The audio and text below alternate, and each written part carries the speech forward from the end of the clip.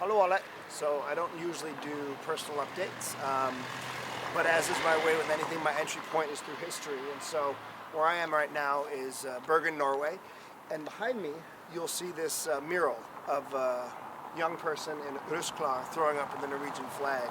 And what's interesting about this mural and this location is that you see the door next to the mural, and that is the entryway to the Gestapo Museum here. And during the Second World War, when Norway was occupied by the Nazis, this building was a torture site.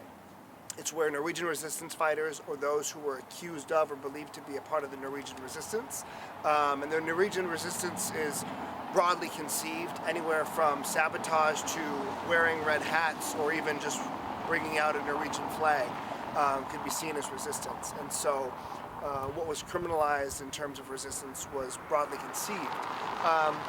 But what's interesting about this mural here at this site is it's a site of contentious memory around what it means to be Norwegian or the Norwegian nation. And so here this image of somebody in Rusklar throwing up the Norwegian flag speaks to the idea of this defilement of the nation. And Russ is a celebration of Norwegian high schoolers, this largely post-war tradition in which high schoolers celebrate graduation and they get very drunk for several weeks and party and this and that, right? And which of course all high schoolers are doing anywhere and all the time. But here, in some sense, it's a very officialized national tradition. And so you have on this building kind of these contentious ideas of what it means to be Norwegian. And what's interesting as well is next door there's an Irish pub, right? And so you have in this space, conflicting ideas of what belongs, right? And I think that war in particular always serves as a moment around creating national, collective, and cultural memory systems. And so what I'm doing here is I am an American Scandinavian Foundation Fellow. I will be a guest researcher at the University of Bergen in the Department of History and Cultural Studies, examining the ways in which the Second World War has shaped and continues to shape Norwegian memory systems. And it's an interesting time for me to be doing this, and in large ways very conflicting for me, being American, amidst rising fascism, not just globally, but specifically in the United States, and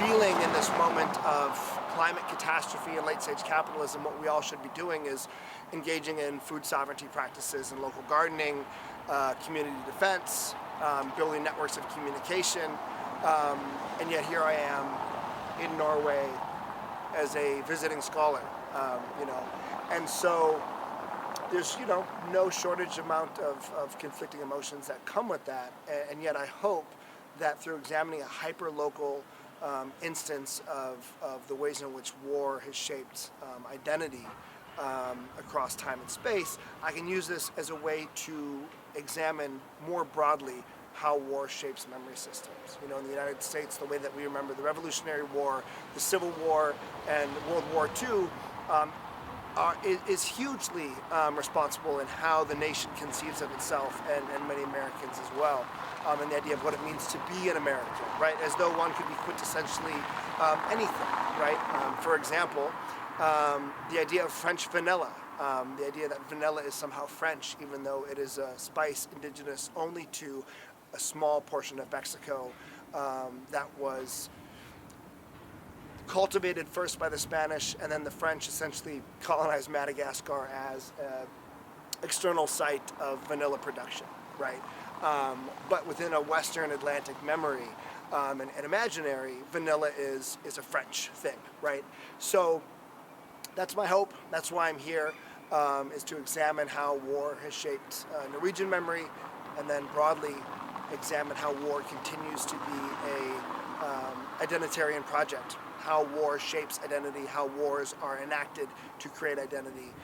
We see that happening right now with our invasion of Tehran and our instigation of that war, and how Hegseth and the War Department and the Trump regime are using this war as a way to assert a particular forceful power projection identity of what it means to be an American.